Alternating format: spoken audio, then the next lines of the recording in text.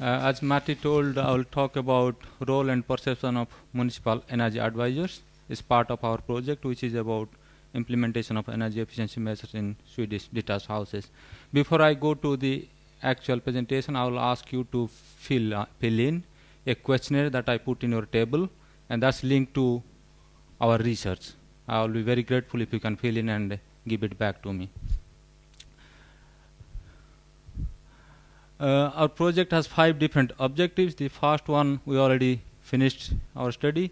It's about homeowners' perception, how they think about energy efficiency measures. The second one, which I'm going to talk today, is about how energy advisors influence and what they think about their service. The third one is about the supply side, like retailers, installers, how they think about energy efficiency measures. The fourth one about multifamily house owners. And the fifth is about policy aspects, which we will just collect together from all the 4 previous studies. These are some of the publications that we have till now finished. The 4 conference papers and the 2 project posters and the 1 last manuscript. Out of the 4 conference papers, 3 are under consideration for a special issue in a journal. So go to the background of this study. When we started studying the first objective about homeowners' perception of energy efficiency measures, we found that about less than 20% of the homeowners would like to invest in energy efficiency measures. If you want to improve the rate of adoption, expert advice, because I think in our main presentation before lunch it was mentioned that people don't have knowledge. So if you give expert knowledge, it may influence the rate of adoption. And energy advisors are important because you can get information from different sources, but they are who give impartial information, not with profit motive. And this is what we got in our survey of homeowners, what we did in 2008. As you see, the third one is energy advisors. People think that they are most important. But of course, people also think that interpersonal sources and construction companies are important. And mass media channels are not that much important. So if you see here, this is what we got from the previous graph. 48% think that energy advisors are important, but we also asked how many people are aware of energy advisors. About 50% people told that they know about energy advisors in their area, but only 14% contacted an energy advisor ever, and only 8% implemented what these energy advisors suggested. So to know more what the energy advisors themselves think, what about their service, how many people know about their service. So we did a questionnaire survey of all municipal energy advisors. So we sent 232 questionnaires in April, May, and we got a response rate of 66% after 1 reminder. So the first question we asked, what they think about how many people know about their service. So 57% says that more than 50% people know about their service. It's about homeowners.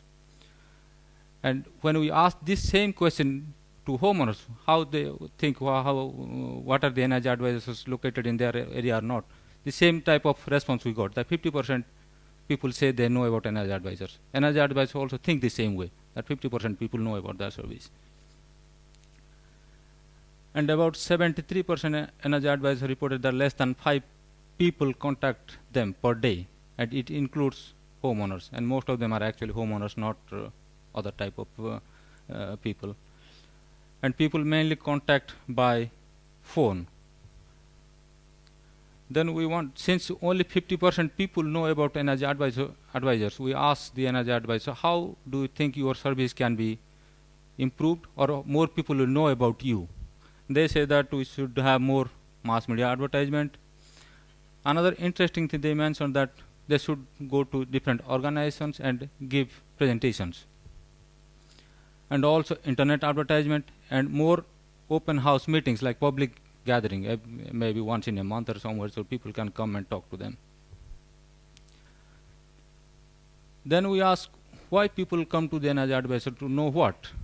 Most energy advisors, about 90%, say that people come to know about heating systems, to know about subsidies. Very few people come to know about windows or insulation or for hot water or appliances. And topics on which energy advisors are comfortable to provide their advice. It's about heating system, so it matches with what people want to know and what they can provide their service on. And what people also want to know from energy advisor is investment requirement, is about economic aspect, very little about environmental aspect or life cycle benefits. Then we asked energy advisors what they think about their quality. 52% says they could fulfill what people want to know. So it's half of the energy advisors agree that they don't fulfill what people want. It matches what the homeowners also responded. So what influenced their quality? Why 50% cannot meet what people want?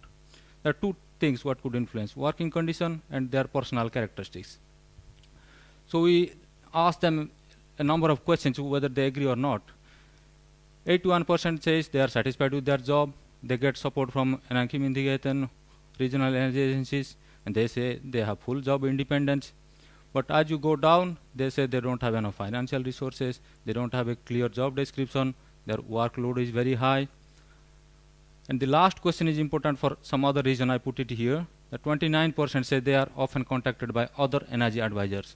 So you can take them as opinion leaders who can influence others. If you want to spread or make this service more effective, maybe you have to find this 29% energy advisors.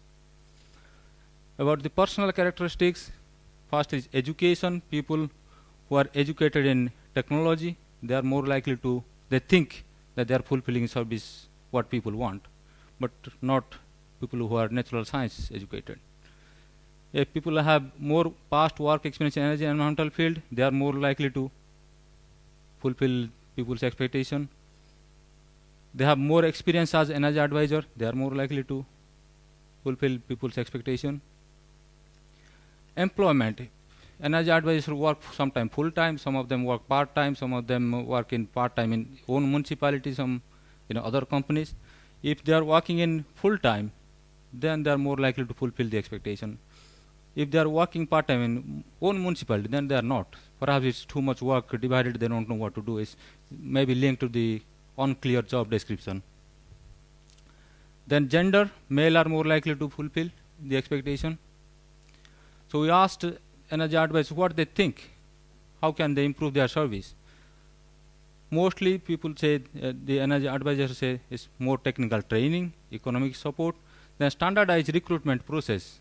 That's one interesting aspect. More training in communication, then contacting homeowners. After people contact them, they should call back and know about what they implemented or not. So conclusions. This is just a summary of what I presented already. 50% know about energy advisors. Homeowners contact energy advisors just to know about economic aspect of heating system. And what people want to know and what energy advisors can give information. It matches. And majority of energy advisors are satisfied with their job, but 50% think they can fully meet the service, fully meet homeowners' expectation.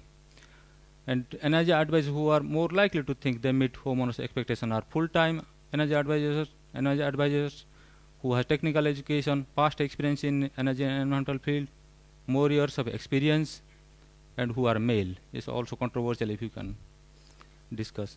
And what influence their service is economic constraints, high workload, and unclear job description. It's divided between different part of the municipality maybe. And majority of them think that more mass media advertisement will improve their awareness, and more training, mainly technical communication and financial support will improve their service. Thank you.